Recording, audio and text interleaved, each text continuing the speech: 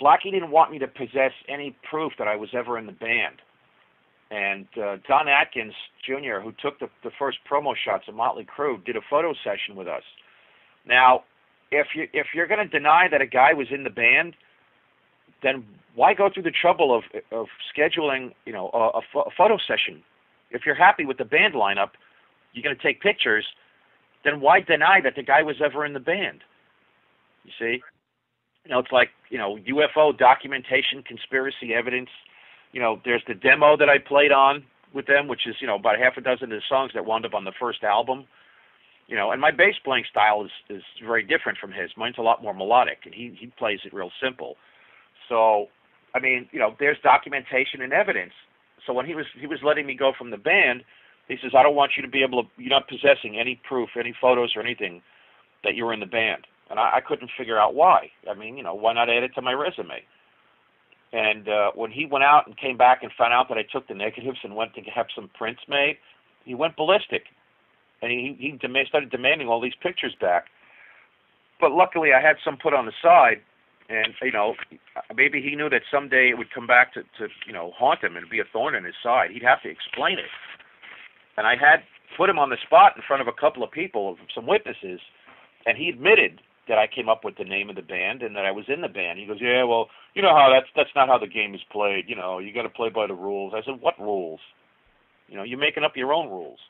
Yeah, and over the years, I mean, Wasp fans, and I'm a Wasp fan myself, but over the years, I'm sure you've had a lot of mud thrown at you, even by the fans. Yeah, well, of course, it was his word against mine, or my word against his.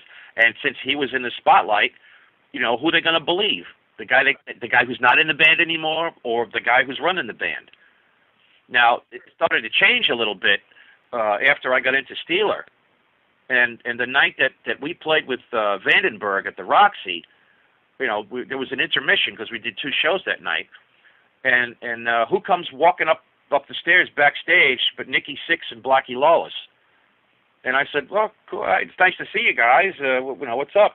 Nikki goes, hey, I came here to support you. He goes, you're my bro. And he goes, I know you've been, trying hard. And look, you're with one of the most popular metal bands in Hollywood. He goes, dude, I'm here to back you, So whatever you need, if you just let me know. And I'm like, that's pretty cool. And Blackie turns around and says, listen, I know we had kind of an uncomfortable parting of the ways and yada, yada, yada. He goes, hey, if you ever need anything, and whatever, just sing out. Let me know, I'll help you out too. And I'm thinking, this is not right. This is not in character with Blackie. Yeah, this is not the Blackie I remember. But maybe because now I was in Steeler, I was in one of the hottest, most popular metal bands in Hollywood, in L.A., maybe he's starting to hedge his bets, and he's going, maybe I better kind of change what I said. I'm just speculating, because that's the impression I got. And then, of course, Nikki goes, come here. And we go in the bathroom. I turn around. He shuts the door and locks it. I said, dude, what's going on? And he goes, nothing. I just want to talk to you. I want to talk to you away from him. And I said, well, why do you hang out with him? He goes, I keep him around for laughs. He goes, I got a lot of chicks following me around. He's nipping at the hook. And Nikki just took me aside and we talked about the music business and stuff and partied a little, and I just want to leave it at that. I don't want to go into the detail, but and Blackie's out there banging on the door, going, "Come on, man, let me in. What's going on in there?" And Nikki goes, "Watch this. Shut up, old man." And Blackie's like, "Come on, guys, let me in." And he goes, "Don't pay any attention to him." He goes, just do your thing. He goes, I just want to wish you luck. He goes, you look like you're on your way, so you're a dude, man, and you're cool, and I just want to let you know that I support you. And I was like, that's cool coming, from Nicky. He was always nice to me. He used to give me extra, old costumes, and when he was switching over his bass gear, if they got more money from the label to get new gear, he'd call up and go, hey, dude, he goes, I got some gear over at this rehearsal studio. He goes, it's yours if you want it. I'll just call him and tell him you're coming to get it. I said, you're serious? He goes, yeah, just go and get it. And it was true. I'd go down to SIR rehearsal studios, and there's bass amps there waiting for me. They said, yeah, Nicky called, said you can have it. So, Nicky was the dude, man. He was so cool to me. like that. And there were times that it was just not two rock guys. It was just two guys, having a beer and sitting on a curb and just talking about stuff. So, that was very much appreciated. But, with Blackie, it wasn't long after that. He changed his colors again, and he turned into, like, Rik was never in the band, that whole story. Yeah, sure. So, Rik, talking about Nikki, what was it like out there in L.A. at that time? Bands were getting scooped up all the time. How did that work? Was it like all of a sudden, they're there and the next day they're disappearing and you turn on your TV and there they are on the MTV? How'd that work?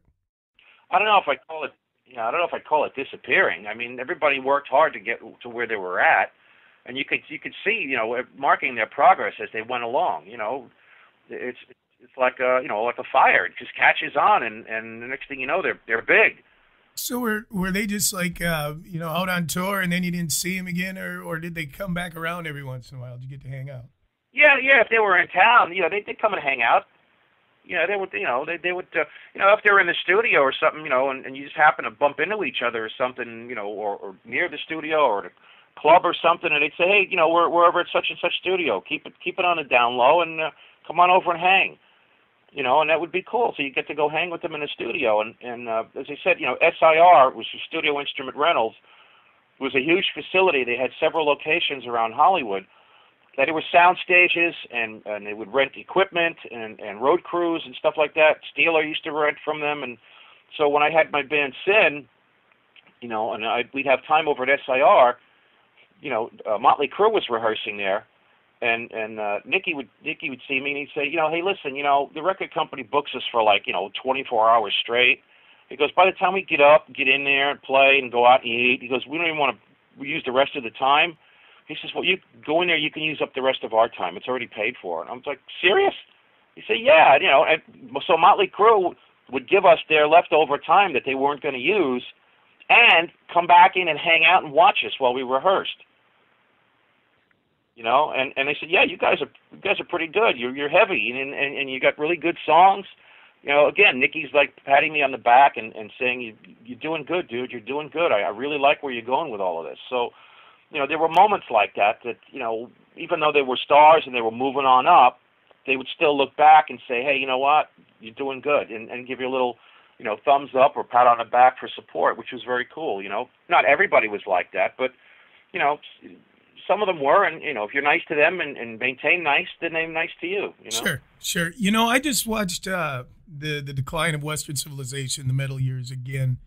I hadn't seen it in a long time, which was pretty cool. But I got to ask, when you were filming that, when you guys knew you were all going to be in it, did you have any idea, first of all, what they were going for, or even more so, how people would watch that, say like I do now, 20 some odd years later, and see what you guys were doing, how important it was for the history of metal in general?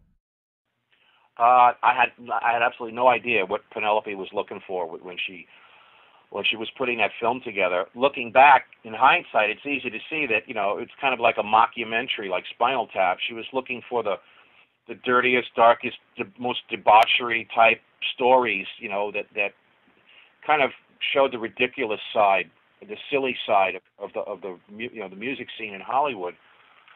And considering being an original founding member of Wasp and had played with Steeler, which was a seminal 80s metal band in Los Angeles, I was kind of you'd think I'd get a little bit more airtime in the film.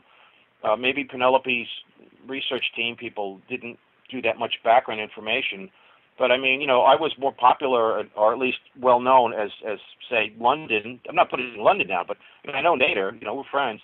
But London got a lot of airtime. Odin got a lot of airtime. But look at the scenes; they're all talking about hot tubs and strippers and bimbos and all the debauchery, all the really sick stories of things that happen on the road. That's where Penelope was going with that. When she was interviewing me, I was in the segment with they call the light bulb kids, because it's like the interview with all there is just a bare light bulb next to you, So all of those people in that are categorized as the light bulb kids. And she's asking me these questions, and I was trying to go along with where she was going to, and then she starts telling us to make the horn sign like Ronnie Dio and Gene Simmons do. I said, no, we don't do that. We have a different hand sign, but we don't do that. I said, we don't promote that. That's somebody else's gig. We don't jump on a bandwagon and start pumping our hands doing the horns up sign.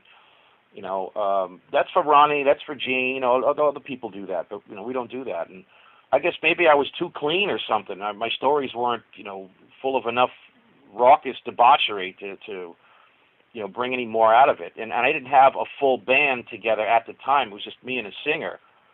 So, there wasn't a band that she could come and film us live. I was between acts. Yeah. Yeah. And I remember watching that when I was probably 18 or 19. And back then we all thought it was the coolest thing in the world.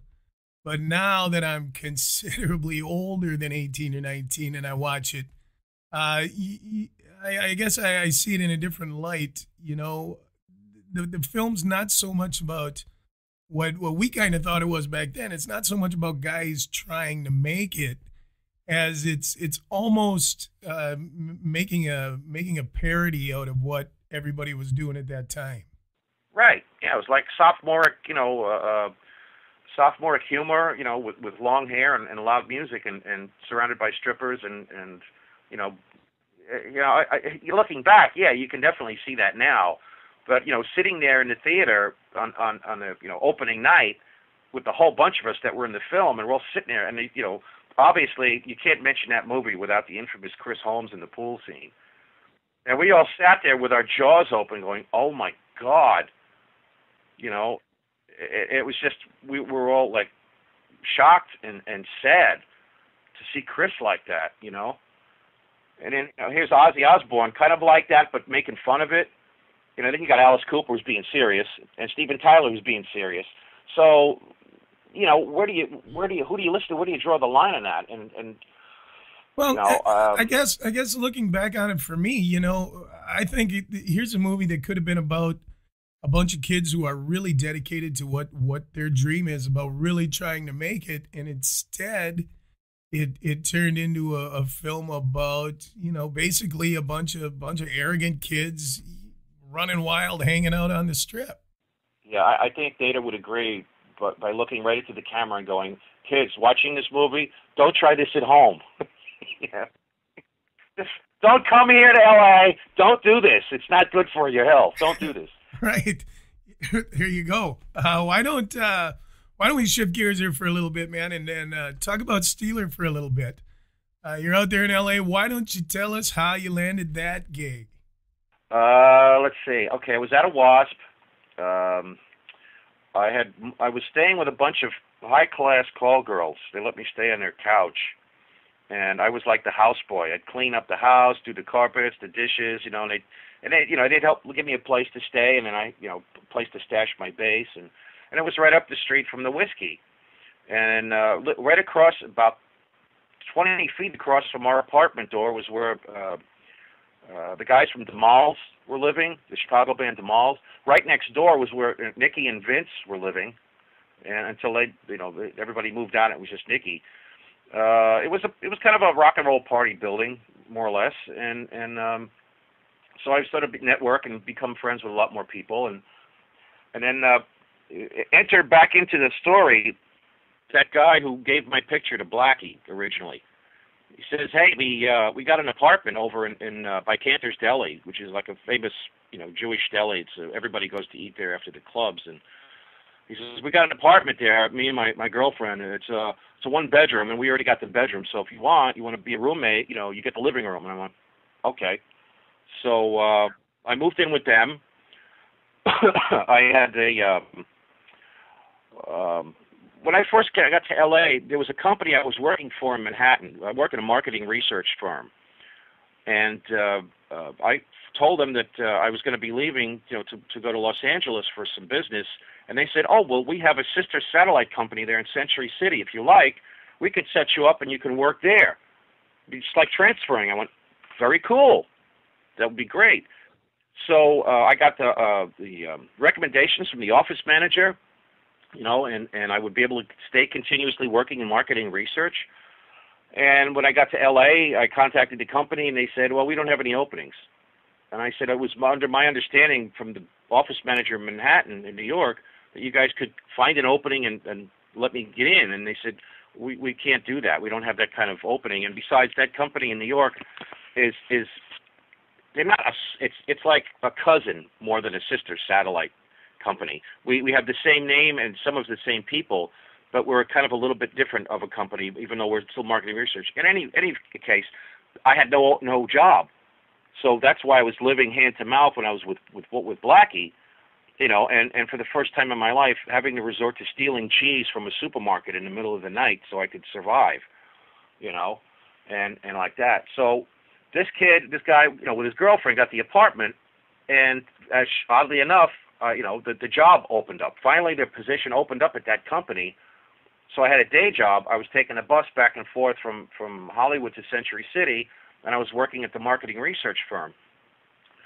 And then I put an ad in. I found out this magazine out here called Music Connection magazine, and it was articles about stuff about the industry, a clearinghouse for information, reviews of bands who were playing on the scene, and it was a huge classified section in the back. Musicians looking for, like that. So I put an ad in saying I'm a bass player from New York,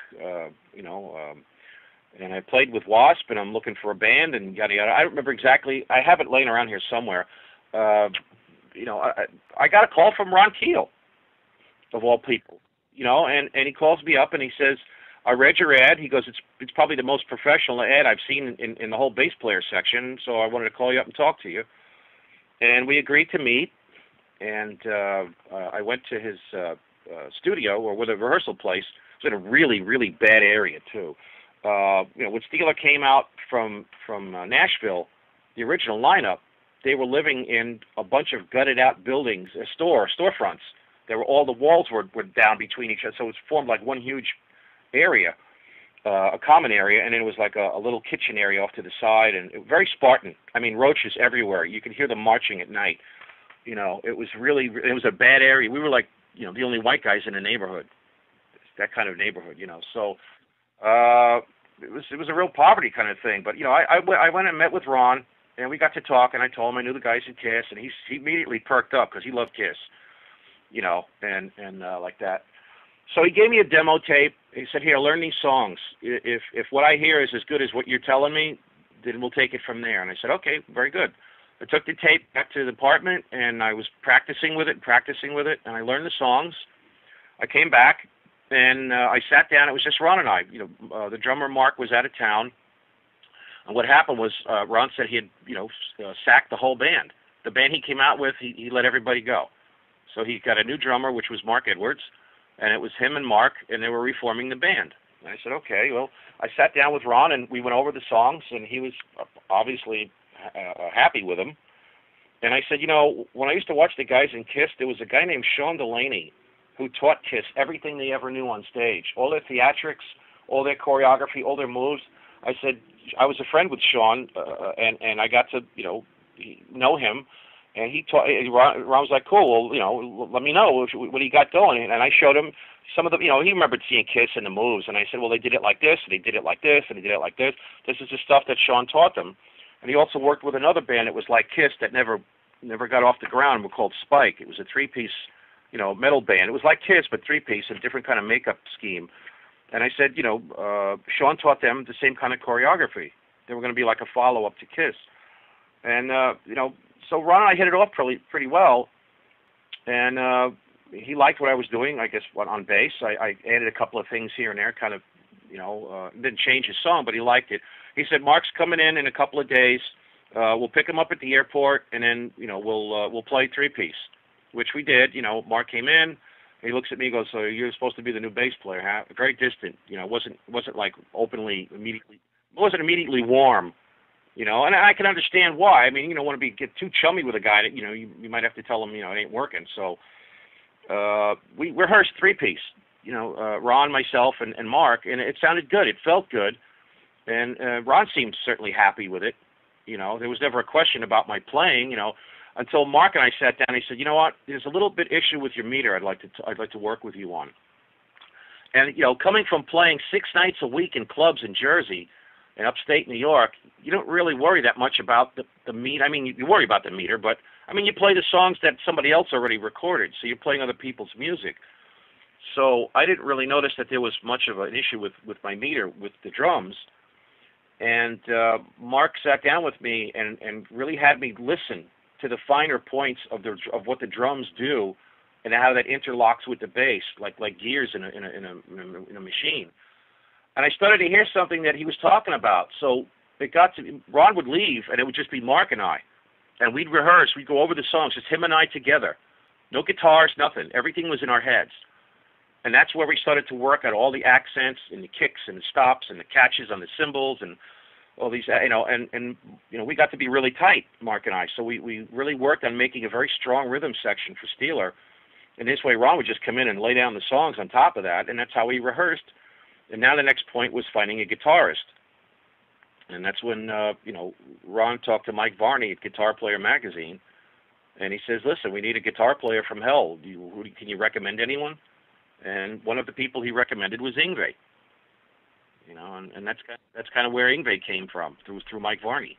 Yeah, man. And I tell you what, you listen to that Steeler album, and excuse me, who hasn't listened to that Steeler album? But you listen to that thing, and I tell you what, man, Yngwie's playing and Ron's singing, and that's phenomenal. But the engine room on that album, that rhythm section is absolutely fantastic, man. No lying. Well, thank you. Yeah, that's the stuff. I got to credit Mark. He worked with me, and people that take the time to work with me usually wind up coming away with a much happier expectation. So people took chances on me, and when they do, they see that there's a reward in taking a chance on me. So, I'm thankful to Mark for the opportunity. And now you cruise around on the internet, and there's a big buzz about a Steeler reunion. How would you feel about doing something like that, Rik? Well, before Ron released the anthology CD, he contacted me and he says, "Listen," he goes, "I want to put this anthology CD out." He goes, "And it's going to have some of the live stuff that was never on any of the albums." And he goes, "How do you feel about that? Is it possible I can get your blessings on it?" And I said, "Well, Ron, it's your band, it's your material. I mean, yeah, I'll give you my blessings on it." And he goes, "Well, some of the material that's going to be on it, you played on, so, I got to discuss royalties with you and mechanicals and things like that." So we discussed that stuff, the business stuff, and then he says, "Listen, because you think you'd ever be available for a reunion?" I said, "For Steeler?" I said, "I got 2 words for you: when and where." And I guess he was pleased with that, but nothing ever came of it. And somehow, I think, I got an email from Mark Ferrari sometime after that. He said he had heard about the possibility of a Steeler reunion. And he says to me, "Don't hold your breath." He goes, "Ron's been talking about a Keel reunion for years, and it's never happened." Well, not long after that, guess what? Keel did a reunion, and they're still together as Keel. So, and this is back in 2005. So that's a lot of years for me to be sitting around waiting for a reunion. So. Yeah. Okay, but let's say something were to come around and you guys were going to do a reunion. I would imagine Yngwie wouldn't want anything to do with that. I think we've all heard enough about his personality. I would assume that the biggest problem with that whole thing would be trying to find a hot shot guitar player who could cover those parts. Yeah, Doug. If there wasn't such a personality thing going on with Yngwie, and everybody was still kind of amiable and getting to get along, I think we would have done this a long time ago. I think Ron feels, in my speculation, that it would be a lot easier to launch it if Yngwie were involved. The downside is that Mark can't play. He had an accident years ago and broke his back while motocrossing, and he can't play drums anymore. So, we were looking at Ron and I being the only members from the classic album lineup, if you will. And if Yngwie doesn't want to do it and Mark can't do it, that just leaves Ron and I. And people are going to want to see it probably with Yngwie, but from the word I get is that Yngwie may have, he's burned his name out in some bridges in a lot of markets. There's a lot of promoters that don't want to work with him. I'm not saying that I know that firsthand. This is just word that gets around. So, I can't speak for Yngwie and his feelings on it, but I don't think he's ever respected me as a musician. So, but look at Steeler's material. It's not Rush. It's not rocket science. It's 3 chords, straight ahead rock and roll.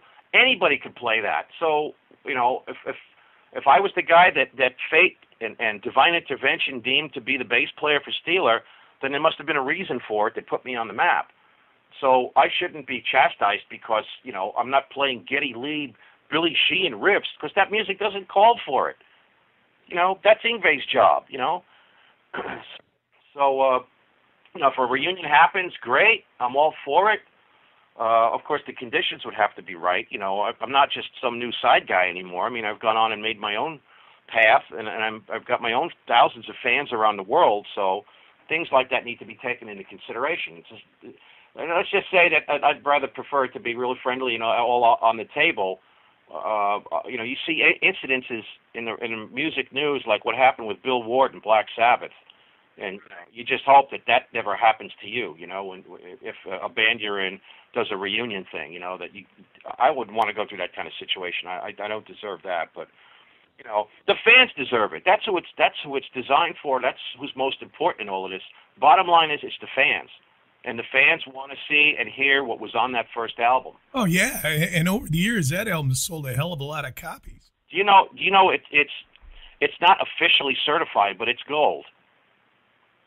Mike Varney, I guess he just never. It costs a lot of money apparently to go to the RIAA, the Record Industry Association of America, and to get it all tallied and get the certification. It's like you got to pay for the certification. And I guess they just never wanted to go that route and spend the money. But from what I'm told, that is the only and first independently released heavy metal album that has most likely it's gone gold. That's incredible. It's just never been officially certified. So. Oh yeah, man, and we all had that album. I mean, I know a bunch of guys that listen to Steeler. A lot of us did here in Wisconsin. Oh yeah, you betcha. You betcha, by golly, yeah. Oh, God darn it. But I have another friend who came from Wisconsin out here in L.A. He was a singer in a lot of bands in New York, and so he's my exposure to Wisconsin. But anyway, even if Yngwie doesn't want to do it, I'm sure Ron has a backup plan B for another guitar player who can do just everything that Yngwie's done. I think he may have mentioned that he's worked with this guy before. So again, it would just be the only album lineup original members would be Ron and myself. So if it happens, that's great. But that's the fans who want it, the fans who demand it, and that's why we should do it. We should do it for the fans. Of course, it'd be nice to take a buck home in my pocket at the end of the day, too, and it would certainly boost the album sales again. Oh, absolutely. Absolutely. Now, look, man, I've read that you are putting Sin back together again. Is this true or what? It was so nice, I had to do it more than twice. Right. Yeah. That was the.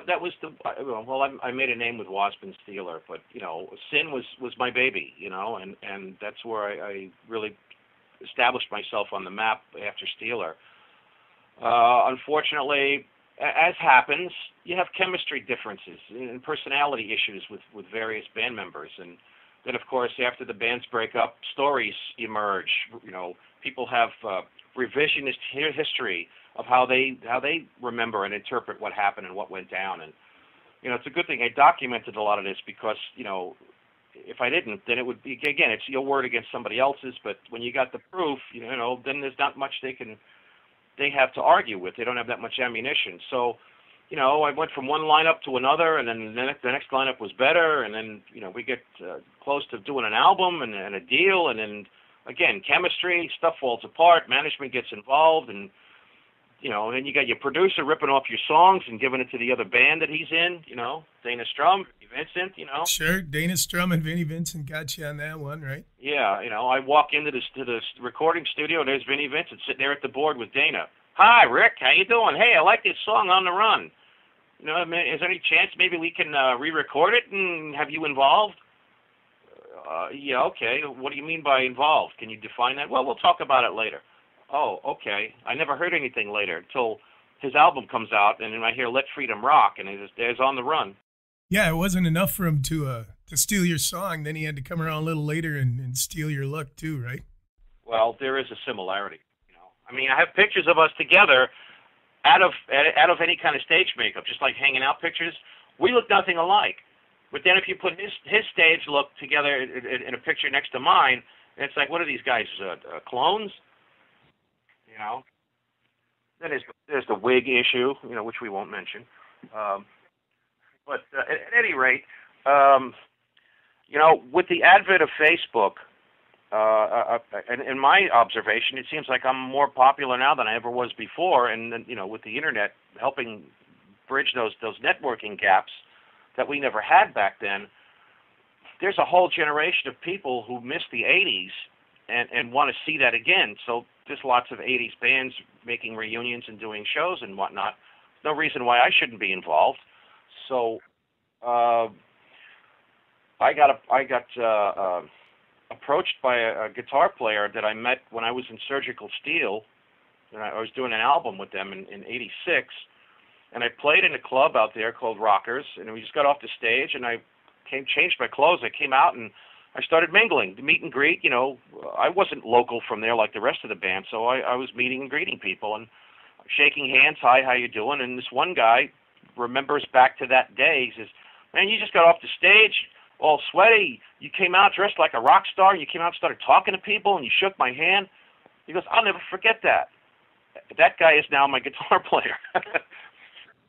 His name is Sean K. Adair.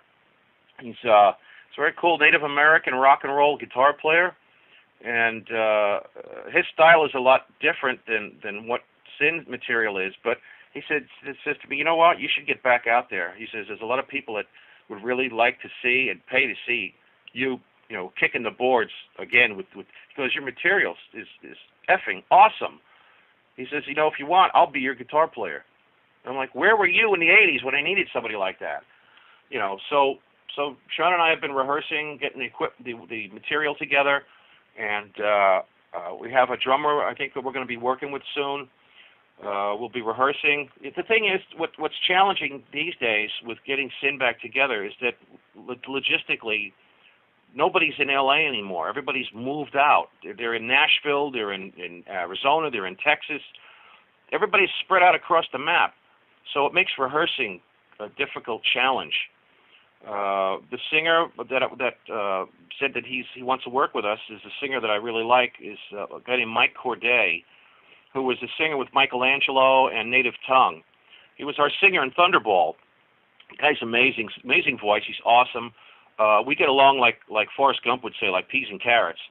So that's really important. And the thing is, he works in the film industry, and currently he's on location in Chicago for who knows how long. So that kind of puts the wrench in the works, because how do we rehearse without him, So, I mean, we can rehearse without him, but when it comes to doing all the vocals, we need him.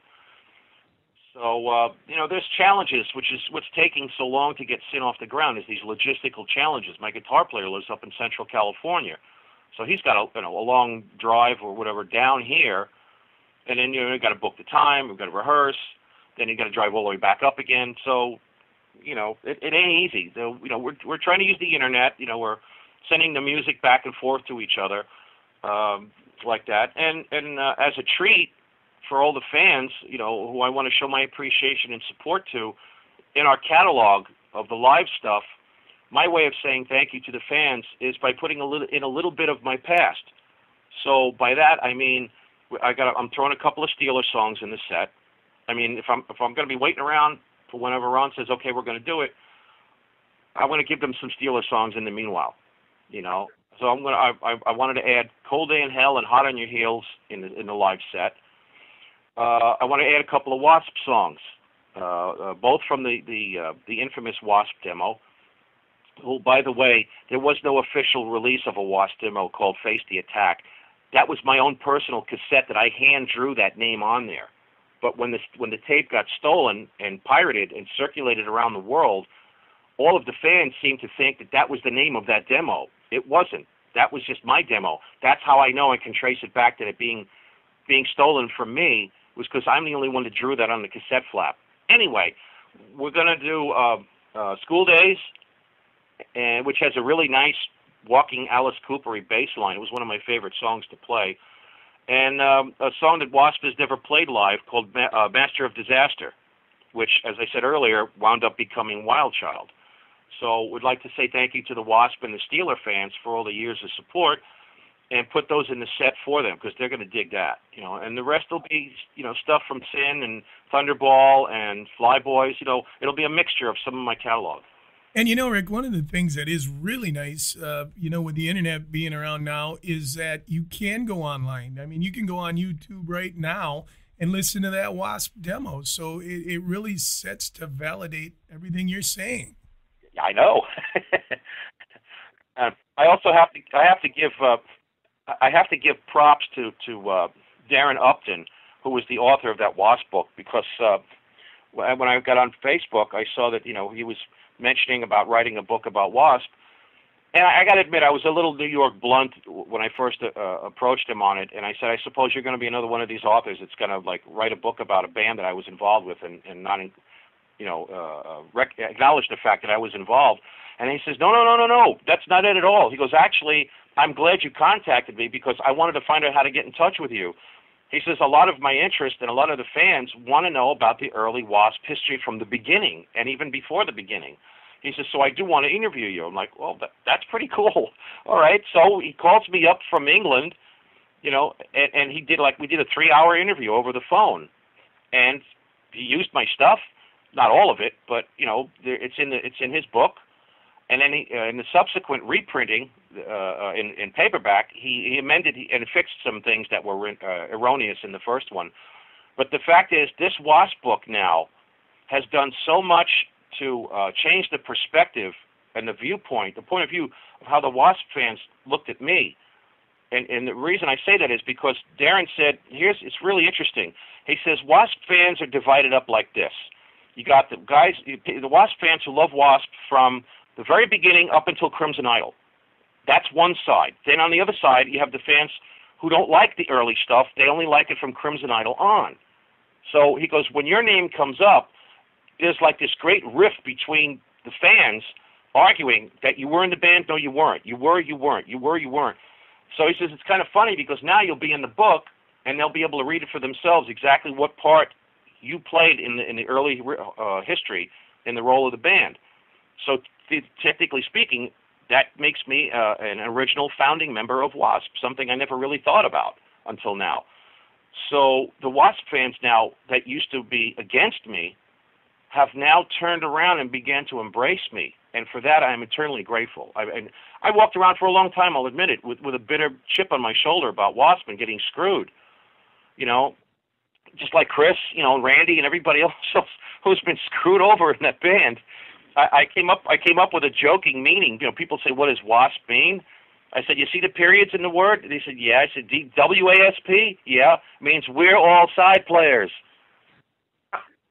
That's about the most honest thing it could mean at this point. But I wanted to, express my gratitude to all the Wasp fans who have turned around and said, now we understand it. Now we get it. Now we see why there's a pattern here. And it's not just you. It's other members in the band who have also had similar experiences. Oh, yeah. Yeah, you're the first in a long line of people in that band. Yeah, so I'm actually in a good pool of former members. I'm in some good company. So there's nothing embarrassing at this point or shameful to say that I was in the band and got fired or let go, because so did almost everybody else. Right. So when you connect the dots, the only way to get perspective on this, Doug, is to step back, get your nose away from the screen, and look at the big picture. Then you can see the dots. Everything that happened in my life was for a reason. these dots connect for a reason. There was a reason why this guy showed up in the store and asked me for that picture to give to Blackie. There is a reason why I was with Wasp and left so early. Well, what would they be called if I didn't come up with the name?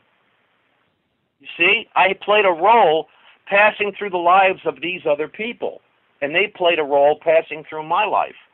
So, I mean, it gets kind of Zen-ish right there. You know, it's like, but it really starts to take a different perspective when you step back and say, okay, why did these things happen to me? And look at the order they happened in, you know? So there's a lesson there. There's greater lessons to be learned rather than running around being bitter your whole life and being resentful and hateful at these people for what they did to you. Try and look for, you know, how to make lemonade out of the lemons. You see? And it changes your perspective. And when people see that, they go, hey, he's a pretty cool guy. He's not the monster that people made him out to be, you know? Well, yeah, and I tell you, Rik, you know, you don't come off as a bitter guy. You know, you to me, you're a guy saying, hey, this is what I did. That's all you're trying to say. You're not, you know, telling people, hey, look at me, you know, I created Blackie Lawless. You're just saying this is what I've done. You know, you're just asking for credit where credit's due. I don't understand why anybody would have a problem with that, I guess. Well, believe me, there's people out there that consider it blowing my own horn. They're still out there, including the guy that originally gave the picture to Blackie. Yeah, and you know, I was online the other night doing some research, and his name came up. Apparently now he's telling people that's his picture on the cover of the Guitar Hero game, right? Oh, the silhouette that you can't tell who it is? Right. Yeah. I did an interview for Legendary Rock Interviews with John Parks, and no sooner did John publish it online that this guy contacted him and said, you better take that interview down or I'm going to sue you. And John was like, what are you talking about? Who are you? He says, everything Rik Fox says is lies. None of those things ever happened. He goes, but I've got documentation. There's photos. There's recordings. There's lies, lies, lies. It's all lies. He's never done any of those things. And even if he did, well, it's just to ride on somebody else's coattails. And they're like, who are you? You know, and he says, why are you threatening to sue me? Because he received an email from this guy with his business that he works for, you know, the company he works for, with their name on the stationery, on the email stationery. So that makes it look like that company condones what he's saying, and it appears or alludes to the fact that he has leverage, because if he's going to threaten to sue, and he does this, he's been doing this for years. He runs around threatening to sue people. He's got no money, you know. But because, you know, he's bitter and he's pissed off, and he didn't make it, and his band never went anywhere, so he's got to latch on to me and you know live vicariously through me. He's a big rock trivia fan. I mean, right down to like what his favorite star's underwear was. You know, I mean, we're getting creepy here, okay? And he's got a Facebook page. It's just gossip and backstabbing, talking, and you know, and it's like, you know, these people I guess they're just gonna be there no matter what you do, no matter how good you try to live your life, and how cool you try to be to people. You know, there's people are going to be out there who, if you stand tall, they don't like your head being taller than them. They don't like you getting attention that they believe they deserve. And every time you accomplish something positive and good in your life, and for somebody else in their life, that just reminds them of what they never did or never accomplished. So they're going to walk around bitter. Absolutely, man. And you know, that happens on every level. Yeah, I could be bitter for the right price. You know, right. Pay me. Give me a nice, here, Rik, I'm paying you to be bitter. Okay, I'll be bitter. But, you know, what's it going to accomplish, you know? Yeah. Yeah, and I mean, really, these are guys who, you know, I've been reading rock magazines and everything like that, listening to the radio and all this stuff my whole life, you know, 100 years. And the only reason I've ever heard of them is because I was reading about you. So, you know, what does that say? There you go. See? And I'm sure if they knew that they got credit for that, it would piss them off. Right. So you can't win either way. You know, you're damned if you do and you're damned if you don't. Right, so. going, I never even met Rik Fox. Yeah, but I heard he's this and I heard he's that. Wow, what an a-hole. Right. Yeah, I don't know the guy. I never met him, but from what you say, wow, what an a-hole. You know, this goes on in their Facebook page, you know? Oh, I saw it. And here I am. We're talking about giving them attention now. Yeah, just what they need. The thing is, if they hate me so much, why do they spend so much time talking about me? Well, there it is. and how much they hate me. Right, right. So you know what? I've always looked. This may sound like a pun. It's not, but I've always looked up to Ronnie James Dio. Ronnie, I've tried to role model myself after the way that Ronnie treats his fans. You know, and I've heard stories about how, you know, at the end of the night, the show's over, everybody's on the bus, come on, we want to get back to the hotel, we got to get some sleep. Ronnie's out there talking to the very last fan, signing an autograph, giving a picture. You know, you make a positive difference in people's lives like that, and their lives are changed. They go home with a whole different perspective. You may have stepped in and altered the path and the course of their life for something better and change them. And you know, that's all the reward you take with you when you die. That's what it's all about. You make those positive differences in the lives of other people, and that's all the reward you can feel that immediately in your heart. So I've tried to, you know, follow that type of path with Ronnie, and I try to, you know, treat all my fans the same way. Obviously, there's going to be a couple of oddballs that are going to pop out somewhere and you know, just look for a reason to try and drag you down. You know, so you just can't take that time to dwell on them. You know, they're taking 5 minutes of your life you're never going to get back, and you don't want that. So you got to move on and just kind of, like Dr. Phil says, keep yourself surrounded with a support group. Keep the positive people around you, you know, and there's a Dr. Phil plug. So, you know, you maintain a better outlook, or healthier outlook on life when you try to stay positive and proactive like that, and try not to get, you know, these people dragging you down because they got no life. So that's their way of getting attention, is to try and drag you down, you know. So I just try to be cool with all the fans, and, you know, Facebook makes me very accessible, sometimes even more accessible than I should be. But I try to take the time to talk to everybody, and I share pictures, and I tell stories, and you know, they say, Rick, you should write a book. I said, I know, my father told me that years ago before he passed away, and that's what I'm working on. I'm writing my book, and it's going to be full of pictures and stories, and people write to me and say, I love your stories, I love your anecdotes, I look forward to the next one, and I give little teasers for what I've got out of the book so far, and they're like, wow, if the rest of the book's going to be like this, I definitely want to get a copy. Oh, yeah, I mean, you've got a hell of a history, man, you know. We folks out here, we like hearing that stuff, you know. It's going to set an interesting stage, because in order for me to put in context who I am and where I came from, you're going to get, like Peter Criss did in his book when he talks about his youth and his childhood, you're going to get some really frightening and shocking background on some things that I had to go through when I was young and growing up, that I'm telling you, Dr. Phil's people is going to read my book, and they're going to go, get him on the show, because I've never been debriefed for some of the things that I went through, and it was very, very, Doug, it was very traumatic. Like I said, I've never gone to professionals to get this off of my chest. So when you write a book, like Peter said, there's a very cathartic process. By putting this stuff out on paper, you are able to let go of a lot of the demons, the things that you have in your dark back of your mind that have always been haunting you. You finally be able to put that out on paper and put it in a book and put it out for people to read. They're going to go, holy crap, I never knew it was like that for him. So in order for people to understand who I am now, they have to go back to the beginning and find out where it came from.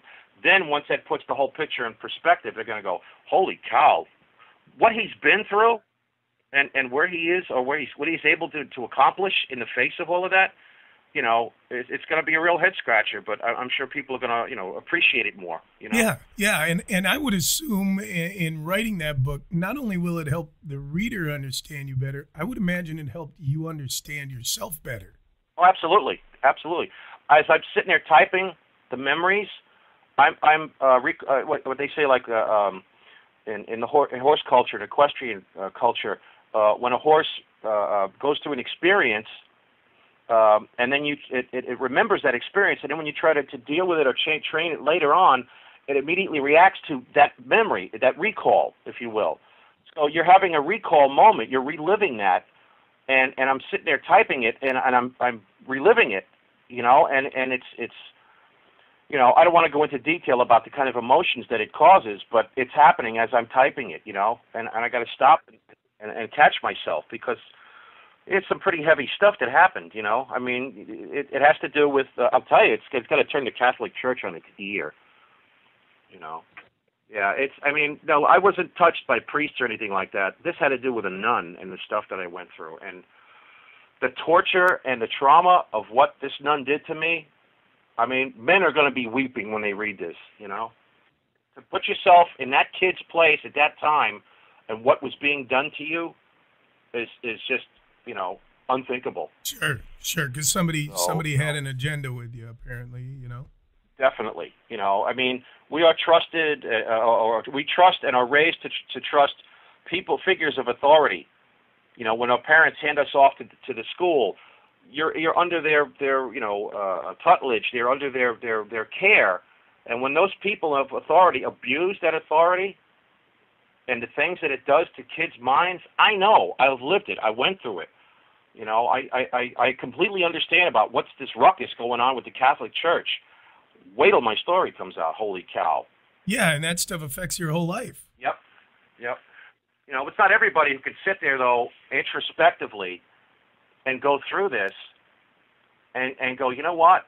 I guess I didn't turn out too bad. I was never up on the roof with a gun blowing people's heads off because of this. You know, I guess, you know, yeah, I had systematic discipline, and I had punishment at home, and I had, because that's how it was in that generation. You know, we got the crap kicked out of us when we were kids. Yeah. Yep. Oh, now if you look at your kid wrong, you go to jail. You know. Well, now the kids got the number for social services in their backpack. Yeah. So there was nothing like that back then. You know, I mean, if your parent chased you through the park with an umbrella and beat you with it, I mean, there must have been a good reason back then. That's how it was. Yeah. Thought of, you know? Well, I mean, when I was growing up, we got the belt. I mean, you didn't get beat, but it was when your father comes home. Yep.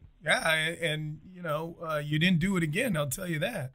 Bill Cosby talks about that on one of his albums, about, you know, him and his brother Russell, and how, you know, the father, you know, you heard the stories about the belt and how it was like 8 feet long and 5 feet wide and had hooks that would tear the meat from your body, you know. You didn't want to face that, you know. No, that's a fact, man. Well, they didn't use a belt so much in my family. There was actually a cat of nine tails built, and it was broken on me. Oh man, come on.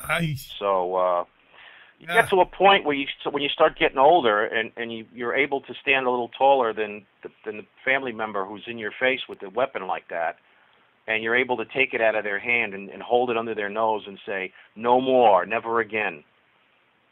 You know, that's a turning point in your life. So, I mean, these are some of the things that I discuss in the book. What's your timetable on that, Rik? What's that looking like for you, man? You know, book writing is it takes a lot of discipline, first of all. I have a lot of it written, but I don't have all of it written. You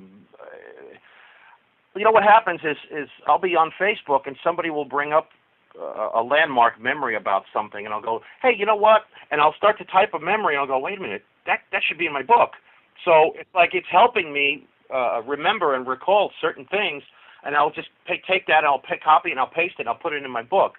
Because by the time it comes out, they won't remember that passage, but it'll all add to the book. It's a long time to write a book, Doug. Oh, I can't even imagine. My dad used to say, write a book and put a lot of pictures in it. This way you don't have to say so much. Right. But my story, Doug, it needs to be told. You know, you can't just put pictures and go, here I am with this guy, and here I am with this guy, and here's me with Sam Kinison, and here's me on stage with Ronnie Dio. Right. Every picture tells a story, so those stories need to be told. Absolutely, man. We you know, I'm looking forward to that.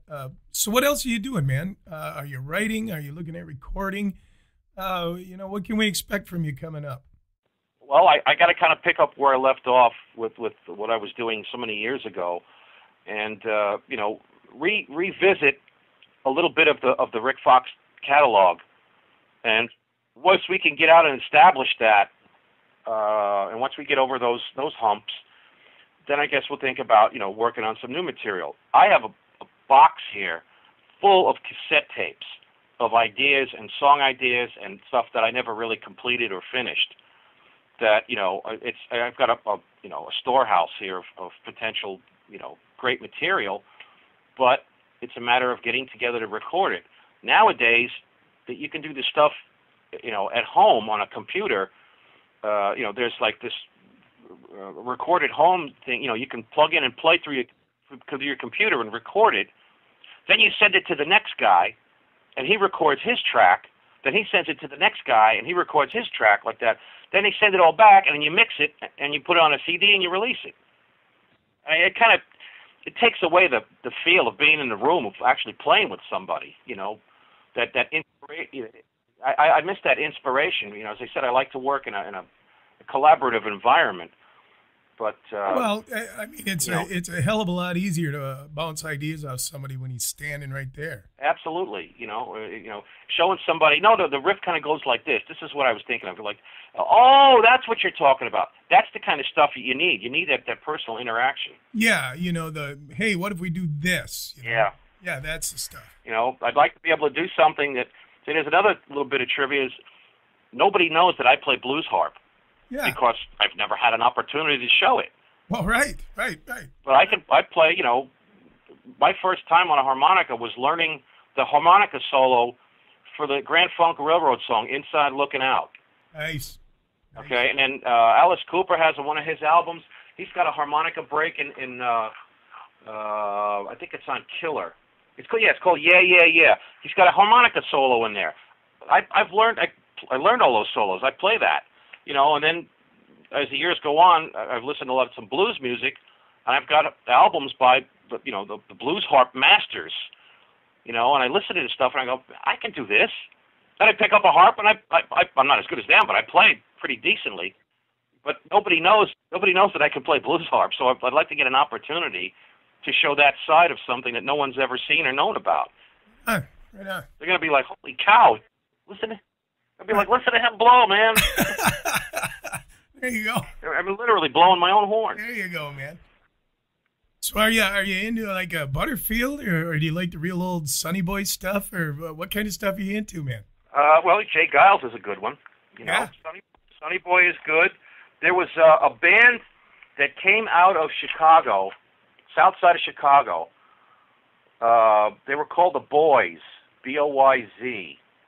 And out of that came a band called Dirt's Raiders. And they played in Great Gildersleeves in New York at the club I did lights at.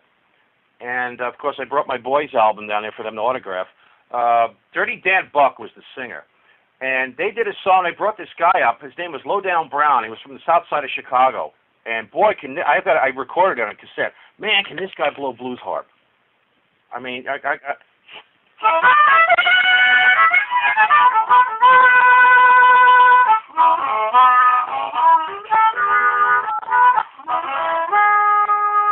kind of stuff. There you go, man. Very cool. Very cool. See, I heard it here first, right? Right on, man. Yeah, that was an A. So, yeah, I'd like to get some of that stuff out, too. So, I mean, not everything I'm going to be playing with the synth stuff out is all, like, completely, I'll break down the walls and on the run, heavy Judas Priest-style stuff. I got some bluesy stuff, too.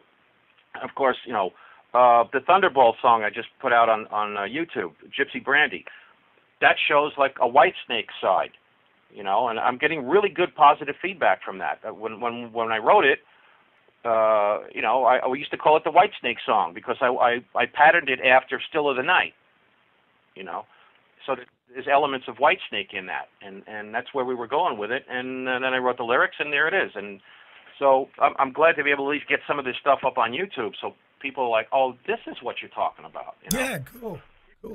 So you're still doing the reenactments, right? You want to talk about that a little bit? Yeah, I'm not phasing it out entirely. I'm just kind of putting it closer to the back of the stove right now. I've done this for over a decade of introducing my ancestry in the Polish reenactment, the Polish Winged Hussars, Polish Cavalry. The guys that saved Christian Europe from the Ottoman Turks at the Battle of Vienna. That was through my dad. He introduced me to all of this, and I took it, I guess as far as I can go with it at this moment. We started in Ren fairs because it afforded us a high visibility to get the word out. But unfortunately, and there's some similarities with the reenactment community like there is with the music community.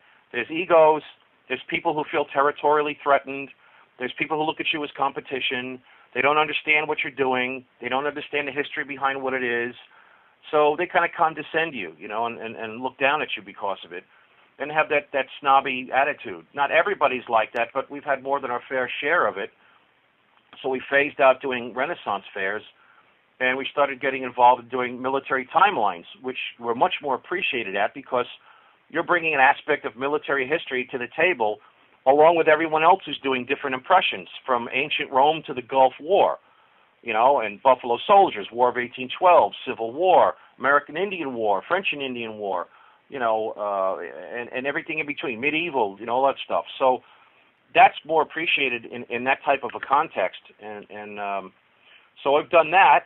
And it's tough wearing, a lot of these events pick the hottest time of the year to hold their events. So wearing 30 pounds of armor, in 90-degree sun is not the friendliest environment, and then you're on your feet, or at least I am, I'm on my feet for 7-8 hours a day talking to the public and giving dissertations and historical talks and lectures and whatnot, and like that, so I was happy for the opportunity to have presented this in 2002.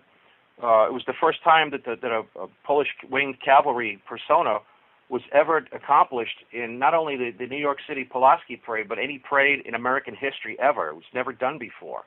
So I'm proud to be able to say that I did that. And that started to put it on the map. And it's not the most popular era of European history that people gravitate towards. It's an obscure, comparatively speaking to the rest of history's military itinerary. The Winged Hussars are more obscure, even though at the time during the real history when they were happening, they were very popular. They were known all over Europe. They had a massive reputation. So it's a matter of reintroducing this an area of history to the rest of the world. And that I took that on as kind of a personal cross to bear, if you will, when I saw there was a museum exhibit that came over in 2000 from Poland, and they had the winged armor and the captured tents from Vienna and paintings and weapons and all, and I just got this cold feeling in my chest, and I heard in my head, I'm home. It was like, as people said, you had what's called an epiphany, and I said, well, I've got to, when this exhibit goes back to Poland, it's going to be gone. I'd like to do something where I can kind of keep it here on a local level. And that's when I started doing this stuff and being the first one to really officially become acknowledged for representing and portraying this era of Polish military history. And our coat of arms goes back to, the 1500s, 1600s, and it's attached to a lot of famous Polish military figures. So it's a very proud and distinguished coat of arms. So again, you can step back and look at the dots. There's reasons why you're doing what you're doing. You just don't see it when you're in it up to your nose. And my dad, before he passed away, he was very proud of what I was doing, and I took my ancestry so passionately to my heart. And I give that when I make my presentations to people. They can see, where the passion's coming from. They can see where it, how deeply this is affecting me or coming from me on a personal level. And it strikes a chord with people, and because of things like that, I get a rare opportunity to be able to expand upon that. And I was contacted by the producers of a television show in Canada. It's their version of the History Channel, and it's called Museum Secrets. And they're doing some episodes out of the Moscow State Museum in Russia, and they came across on display some Polish winged armor, and they said, "Wow, this is pretty cool. We'd like to do a story about this." And they did some research on the internet, which they told me. They said your name came up right near the top, and we read about you, and we researched about you, and we went, you know what? This is the guy. We want to go talk to this guy.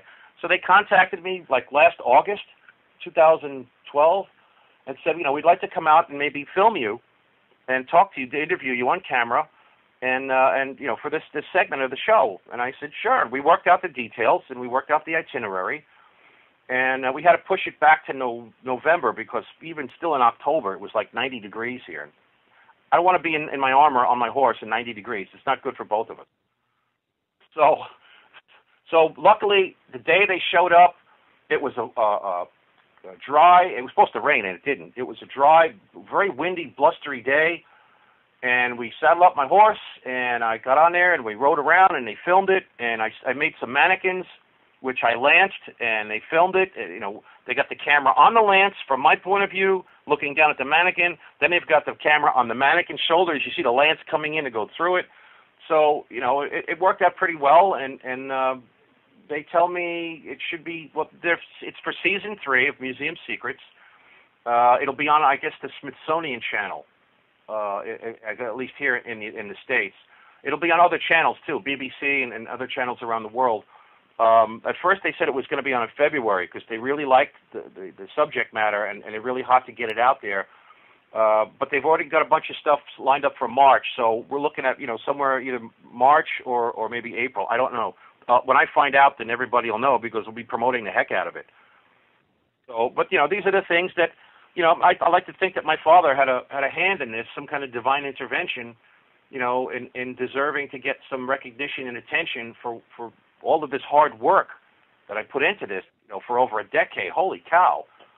I mean, I've had to deal with reenactors on the East Coast who do the same thing, who give me the same attitude that I get from some of the people here in the music industry about being dismissed.